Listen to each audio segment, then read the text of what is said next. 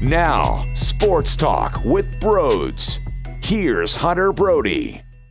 What is going on, everyone? Welcome on into Sports Talk with Brodes. I just devoured a Buffalo chicken cheesesteak, large fries, and Pepsi, so I'm in the mood now, baby. I'm ready to rock and roll and discuss what we just witnessed, and that is a 3-0 victory over the Sabres. Carter Hart's turn now to deliver with the shutout, and this is huge for him. Confidence-wise, he needs to get back on track. Things did not go very well against the Boston Bruins on Lake Tahoe. And let's be realistic. When you look at Brian Elliott to this point this season, he has been magnificent. And I'm not saying that that would have been Brian Elliott's net, all right? I'm not saying that. I'm not going to that extreme. But if Carter Hart did have a slower game and he allowed some softies to go in, I do wonder what the conversation would have been as we progress towards a Pittsburgh Penguins week. The Flyers will match up against this Penguin squad 3 times next week, and if you need to put yourself in the best position possible, you're going to have to play the hottest goaltender. And for Carter Hart individually to bounce back the way that he did, I think it really tweaks what could have been if he fell on his face. So I'm very proud of him. The biggest save of the night comes when the score was 2-0 in the second period. The Flyers were up, of course, and Okposo had a 2-on-1. And here's Carter Hart going from post to post, making this crazy, wild, acrobatic save. There was another one in there where it was between Okposo once again, Taylor Hall, and Montour. And here's Carter Hart right inside that crease area. It was almost as if he was so deep into his net, and Montour let one rip as it went right into his breadbasket. But he came up strong there. Those were the 2 real big ones that stood out to me. The third period, I thought the Flyers got a bit sloppy. They felt comfortable with the lead. Jake Voracek took a bad penalty. So did Kevin Hayes. So I wasn't happy with that side of things, but it was very similar to what happened in Game 1 against the Sabres. It felt very deja vu-ish, if you will, but that third period was more of a, hey, we have the lead, let's hold on to this thing, let's chip pucks out of the zone, let's play boring hockey, let's maintain what we have here and escape with the 2 points. I could have done without the penalties, though, if they just played a boring style and more of a structured game and didn't allow the Sabres to get a lot of chances, but they weren't pouncing on a lot of offensive plays as well, I would be okay with that. I would be satisfied with a boring third, do the little things, chip the pucks out, make sure you don't allow a lot of odd man rushes, but it was a little bit of a, I'm not going to say a downfall of a third, but they let their foot up off the gas a little bit more than I would have liked them to, let's say that. But ultimately, what ended up happening? They got the 2 points, and they swept the Buffalo Sabres. That's the most important thing, and I will continue to raise the question until I see this Flyers team look this fantastic offensively against better opponents. Is this a product of the Sabres blowing, or is this a product of the Flyers starting to figure out their groove? And Keith Jones mentioned this during the broadcast, and I do agree with what he's saying. This is the way the Flyers looked before the stoppage last season. Before the NHL went on pause and they had to figure out everything through COVID-19, the Flyers were buzzing. And they were playing with confidence. They were playing with this poise and this pizzazz and this great vibe. It's starting to look like that again. But they're also playing, arguably, the 2 worst teams that they'll see.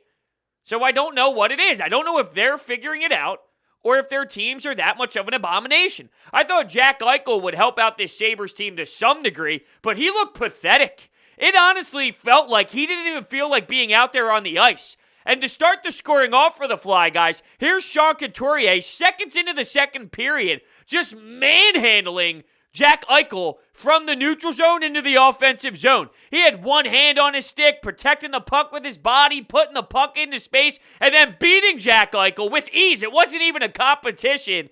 Right to the blue paint area to put in a greasy rebound right in front of the crease. Jack Eichel didn't feel like competing, and there were so many times where it looked like he was nonchalantly gliding. I would have been pissed if I was his teammates or his head coach. That's the effort you're going to give me after your team gets blown out the night before and gets shut out by this same squad? You are now in the lineup, and that's the effort you give me with the C on your chest? That's a disgrace. That's the type of effort that would bother me so much if I'm a Sabres fan or if I'm on the Sabres roster and I'm in the locker room. How? If you're going to lose fighting. Lose giving everything you have. You're going to lose. Guess what? You're not a very talented team. You don't have a lot of talent. Your GM pays people like Jeff Skinner way too much money to be a health bomb. So yeah, obviously your team isn't very talented and your record shows that. But if you have the letter on your chest and you're going to skate around all lackadaisical, that doesn't sit right with me. And just from a hockey fan perspective, I wanted to watch Jack Eichel. He is one of those young stars that's so entertaining and has a skill set that can take over a game when he wants to. And I got robbed of that because he didn't feel like it. That upsets me. But Sean Couturier really did put on a clinic when it comes to puck control, body control, determination. I would like to call that a battle, but it was so one-sided. How could I? And that happened early second. I'll briefly go over what happened in the first. Not much, not many goals, but the way it all started was Justin Braun throws the biscuit out of play to give this red-hot Buffalo Sabres team a power play. Now, luckily, the Flyers killed it off, and at one point, the Sabres actually outshot the Flyers 7-2 in that first period, but then the Flyers just went on a tear. They were creating all sorts of offensive zone issues for the Sabres, and then they finished with about 13 shots in that first period. So they really came alive after that first handful of minutes. They ended up getting a power play, although things could have changed early if Curtis Lazar's shot, which was a blistering wrister, went bar down instead of bar out. That thing hit the crossbar, went straight to the crease, and popped out of there. I mean, you're talking about inches away from being down 1-0 to start the hockey game, and alluding to what I was talking about before with Carter Hart and where he is mentally right now. If you go down 1-0, who knows what could have happened? If you see the Sabre team come out and they're firing shots on net and they find a net to hit the twine, or they find a way to hit the twine, I should say, and take a 1-0 lead, who knows how Carter Hart responds? Who knows how this team responds in front of him? So they did have a little puck luck there.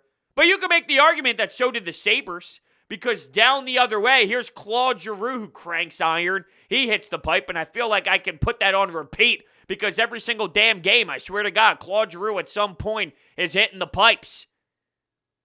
So one way it goes and then hits crossbar, the other way it goes and you hit the pipe. The captain. Oh, I can't wait to see him score another one, though. I think the captains do. Claude's do. He's producing points because of his vision and his playmaking ability. But it's time for him to get one past the netminder and give me a beautiful, outstanding celebration. It's something I'm missing in my life, and I'm sensing that we are going to get that soon. So that's pretty much how that first period went. So I touched on Cootsy. How about this, though? Raffl. That line executed such a great play in the offensive zone. So Bunneman gets kicked out of the faceoff dot. So you got to put Raffl in the faceoff dot, which is fine. He can do it. You have versatility on that line. But he wins it back perfectly to Phil Myers. Phil Myers over to Robert Haig, who lets a clap bomb go. And here's Raffl, who gets net front and gets a stick on it to redirect the puck, and bang, you're up 2-0. I think it's so big and so crucial that right now everyone is flowing and everyone is playing so well that you can utilize your entire roster. You can play your third line D pair. You can play your third, fourth lines and just roll guys. Get guys some playing time. Get guys out there. It also allows your first and second line guys to be able to get a breather. You don't have to rely on them to double shift so much. You can throw any unit out there, go play, and you feel confident that they can execute and they can go out there and grab some offensive zone time and cycle the puck down low, move the puck up high, get into the greasy areas, outwork the opponent.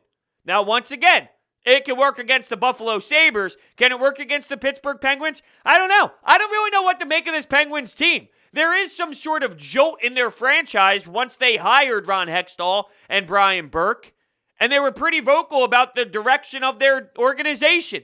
If they succeed this year, we're going to keep going all in. If they fail, we're going to have some hard decisions to make. So I do think that that is a spark plug, but I don't really know what to make of this Penguins team. Are they that good? What's up with their defense? They're picking up Mark Friedman, for God's sake. So that's where they are defensively. Their goaltending problem has been this big rotating circle. So I just don't know where they fall. They're not a dumpster fire team. They're still a respectful team. But are they a powerhouse? Here's something else, though, if you want to spit in my face with this pessimistic view that I have on the Flyers. Outside of the Boston Bruins, which is where you want to get, by the way, their record is unreal. Their record is so damn solid. So it's one team that makes them look way worse. But it's about the eye test for me. Although their defense is playing better. You have Shane Gostisbehere playing a role that is workable. You can utilize him here. There were, in years past, unplayable hockey out of Shane Gostisbehere. Whether that's because of the mental side of the game or the physical side of the game, because he was going through a lot of injuries and he finally feels healthy again and he feels good to go, enough to operate at a pretty damn solid level here.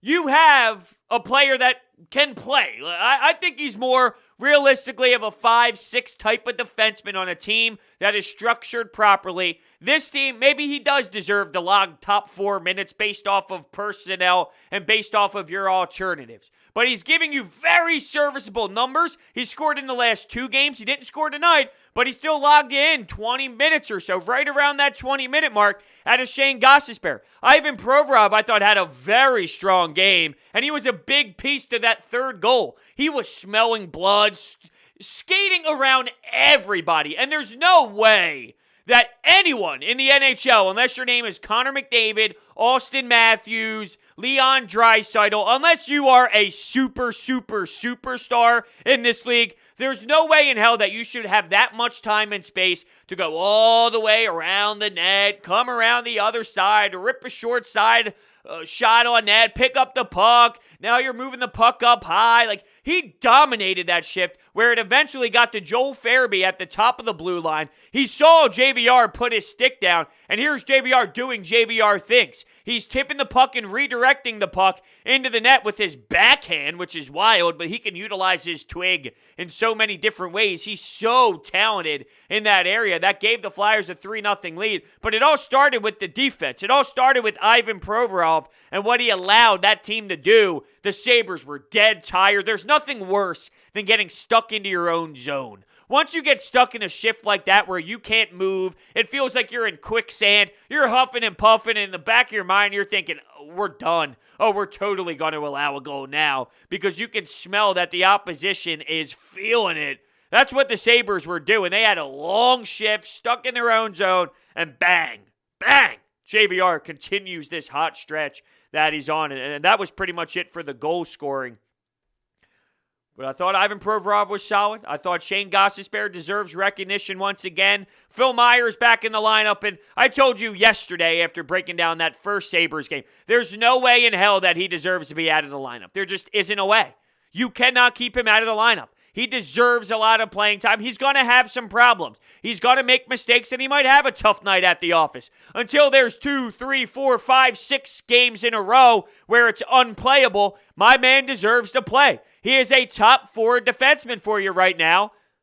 And you're going to have sometimes a game that he falls on his face, but then there's going to be plenty of amazing plays. And I think it's very telling, and I think Alain Vigneault clearly recognizes that, or else you don't win. Like, look, the Flyers won game 1, right? There's normally not a lot of roster changes and game day changes when you put on a performance like that. The fact that Phil Myers got the nod after they just shut out that same team the night before tells me everything I need to know on where Alain Vigneault is when it comes to Phil Myers. And maybe if you want to look at it from the other side, maybe it tells you his view on Erik Gustafsson. My problem with this is Erik Gustafsson, Shane Gostisbehere, very similar players, and I don't think you have the room out there to have both of them. I think you need one of them. I'm not a big Robert Hay guy. I'm definitely not a Justin Braun guy, but I'll take my chances with these more stay-at-home defensemen over 2 very offensive-minded guys, knowing how brutal this team could be in the defensive zone. I need as much help as I can possibly get. Not that they are great options, because I don't think that they are. I just don't know how much room is out there for a Gustafsson and Ghost. And Ghost is playing better hockey out of the two right now, where I think that he is your answer. But if Ghost ever struggles, it can be an easy call to put Erik Gustafsson in that spot. My point, though, Phil Myers deserves playing time. And he deserves to be out there as much as possible. No letdown. No letdown out of this team. This could be a very simple spot for them to fall on their face and just have one of those nights. We just watched it happen with the Sixers. They lost to the stinking Cleveland Cavaliers, a team that lost 10 games in a row at one point. They are a bad team, that Cavs squad. And the Sixers fell. They did. They lost. And that happens. It doesn't mean because you have a stinker in the regular season, that means you are screwed forever. But it's very noticeable to me that that didn't happen. They played a Rangers team, which I thought that Rangers game should have been smoother, but they still won. Chris Kreider shouldn't have had a hat trick, but they still did exactly what they needed to. They had one goal. Come out against the New York Rangers and find a way to get 2 points. And keep in mind, they've been battling through this problem of not having their top guys. Now everyone's starting to get back. You're hearing good news about Travis Konechny, so hopefully he gets back into this lineup and he can create a spark. Let's be realistic. Travis Konechny has not been a player that you expected him to be this season. We probably expected him to take a jump. I didn't see no jump. I've been very underwhelmed out of Travis Konechny to this point. Hopefully there's a resurgence involved. This entire team looks to have this new identity. Well, just individually speaking about Travis Konechny, he needs to have one too. And hopefully this resurgence of not playing for a little bit, put it in perspective, like, damn, I missed the game. Damn, I can't wait to get out there. So when he does, he's flying around and making plays happen.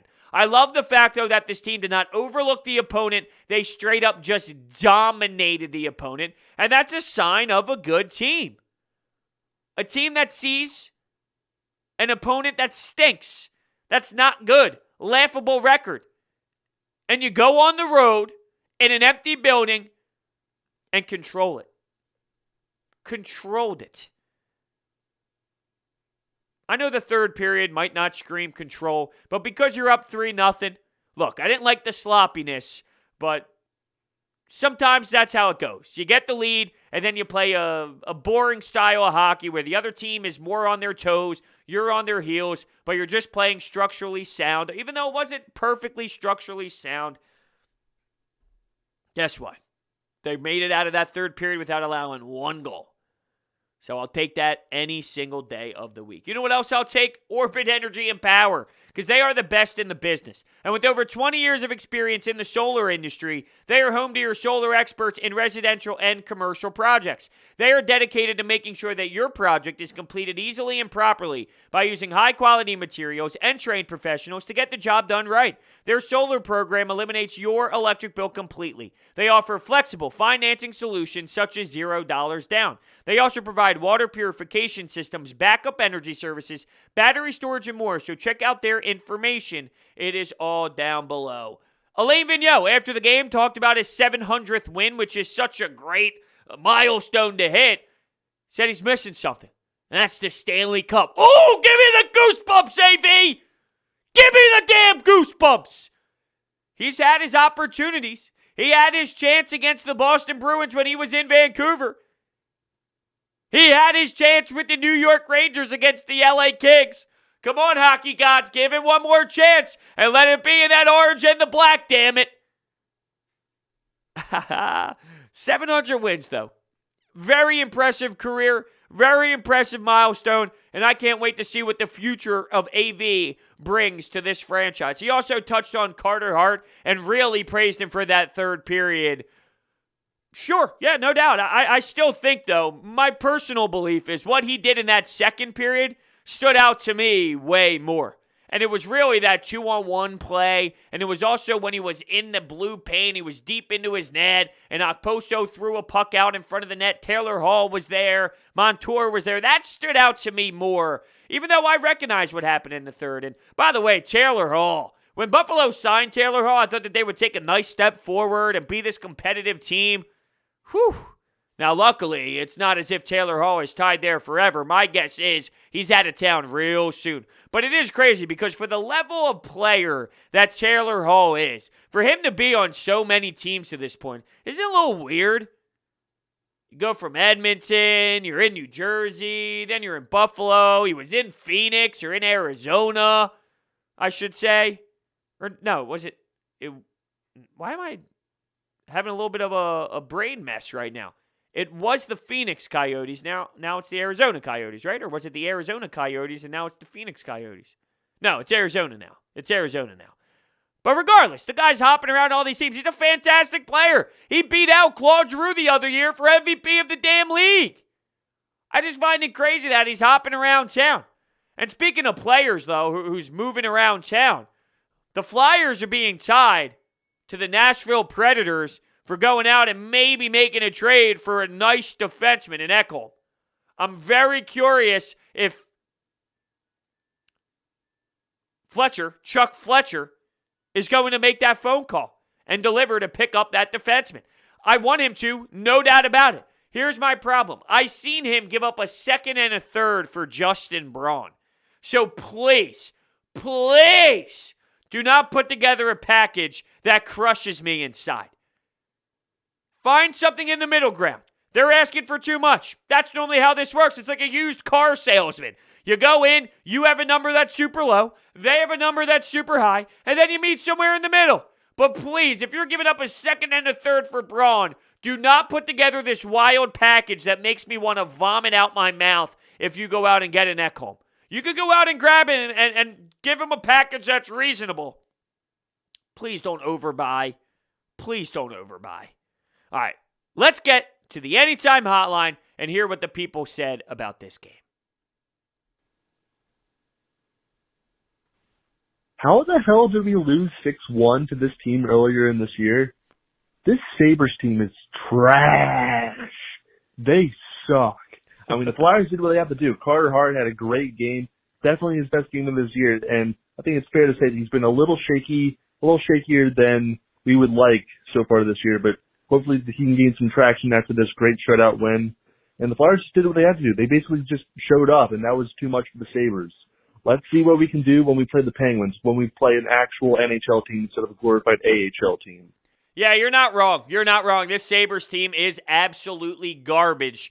Touching on Carter Hart a little bit more, it sounds so silly coming out of my mouth. As if there would really be this scenario where we're going to Moose instead of Carter Hart. But I really do feel the way that he was playing, and there was a shortened season, and the way that Brian Elliott was playing too. If Brian Elliott was just playing average and Carter Hart was struggling, I don't know if you would have had the same type of debate or the same type of discussion. But the fact that Brian Elliott is playing lights out, and Carter Hart hasn't been his true self, I think that intensifies things. But this is really solid for Carter. Not that I feel he feels pressure, because the message is clear to him. You are the Philadelphia Flyers moving forward. I want to see this kid grow, and I want to see his journey, and I'm really tied to him. There is something really special in Carter Hart. And I feel there's going to be some growing pains involved, and we need to acknowledge that, and we can't jump down his throat when things get a little iffy and when he goes through those tough stretches. We got to be here for him. And I am so intrigued into the storyline of Carter Hart. This up and down ride that it's been on to this point, I'm like dedicated to it. So now that this went down and he posts a shutout right after Brian Elliott posts a shutout, like, I think that there is an internal battle with him a bit, knowing that. I just mentioned there's not a lot of pressure on him because deep down there is this truth and reality of Carter Hart and the Philadelphia Flyers. That is a marriage that is going to be no matter what type of backup player comes into town. This is not the Philadelphia Eagles and Carson Wentz and Nick Foles. It's just not. So that's never going to be a predicament. That's never going to be an issue. So big picture, yes, there's no problem with it. But I do feel, just from a competitive nature standpoint, these guys that are pro athletes, they're wired differently. And when you have a goalie tandem, you love your backup. You love your goalie partner. You guys are friends. You guys always root each other on, and you're there for each other, and you're helping each other out throughout the season, especially a young cat like Carter and an old veteran head like Brian Elliott. It's the perfect yin and yang, if you will. But from the competitive athletic standpoint, I'm sure it was eating him alive a bit that he watched Brian Elliott have such a strong outing once again, and he wanted to match that. He wanted to test himself. He called himself out. And the best part about it is not only did he call himself out, but then he went out and delivered. And I think that's so important for the young kid. Pretty much the same breakdown as yesterday. All four lines contributed, solid in the defensive zone, and I was happy for Carter Hart. I mean, he needed a bounce-back game, and he played very, very well. A solid win today and a solid 4 points for the weekend. But I got to give props to James Van Riemsdyk. This was a guy that was relegated to the bench and fourth line at one point last year, and he has been incredible. That tip today, to tip the puck on the backhand away from your body and not only get it on net, but to put it in the net, pretty incredible stuff. On to Pittsburgh. It is unique. The way that he can use his stick, there's only so many guys that can tip pucks, redirect pucks the way that he does. You know, some guys come down the wall and snipe, short side, bar down, nonstop. Austin Matthews, that guy scores goals in so many different ways, and he puts so much velocity on it. JVR just has his own way. And it's putting his, he'll be 10 feet away from the net, but he'll keep his stick away from his body, off to the side where his defender, whoever is the defenseman on him, might not be able to use his stick to stick lift or anything, and he's that powerful on his blade where he just puts his stick in an area that's nowhere even close to the goalie and allows himself to utilize it, bang, redirect it another way. And you mentioned the way that he was utilized last year, and he was a health bomb and whatnot. He was playing fourth line role, bottom six forward. And to be honest with you, I really hated that, and I didn't think that was the best way for him to be used. And he wasn't playing great. Don't get me wrong. I'm not just going to put someone in a top six role just to put them in there. But there are some guys that can play bottom six, can play third line, and then there are guys that can't. And with JVR, if you put him on a line with Albay, Kubel, and Raffl, I don't think that does him right. He needs players to play with that can really help him get the puck. I talk about where he's putting his stick, and he's smart, and he's using the IQ, and he's using his body, and he's so smart with that side of things. Like how Sean Couturier is, using his body and protecting the puck. That's what JVR does as well. He's so smart and savvy, being in the league for so long now and really learning that side of the game, where he needs players to get him those pucks. Joel Farabee with that dish. You know, I know it looks so simple. He's at the top of the blue line, and he's throwing a biscuit on net, but he's putting it in the area, and I think he needs those smart players to play with to help bring the best out of JVR. So is my point JVR isn't a guy that's on a line and dominates the line and makes players better? Yeah, maybe that's not him. Maybe he's like Crosby.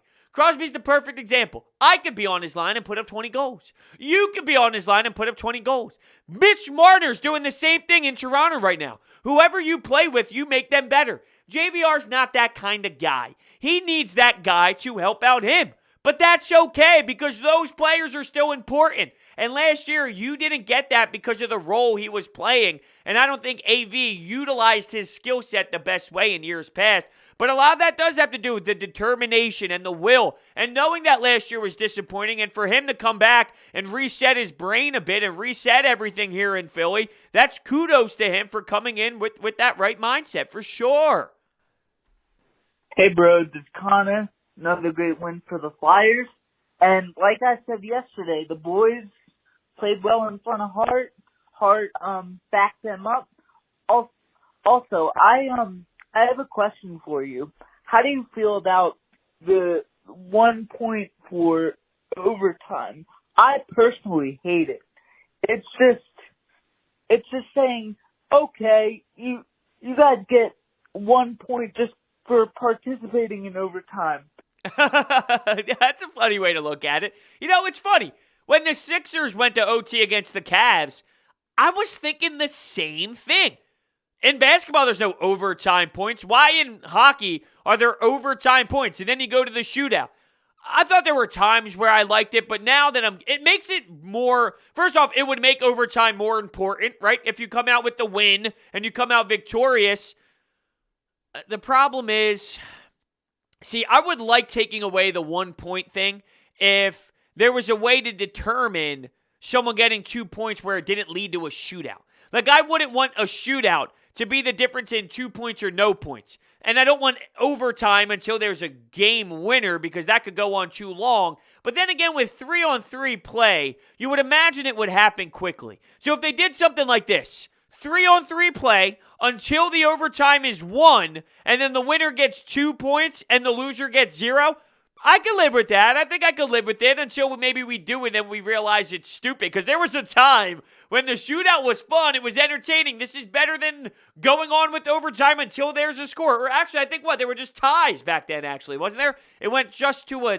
tie at that point after a overtime period, if I remember correctly. Am I going nuts? Here we go. Here's your typical, I got to Google something while we're finishing up the show.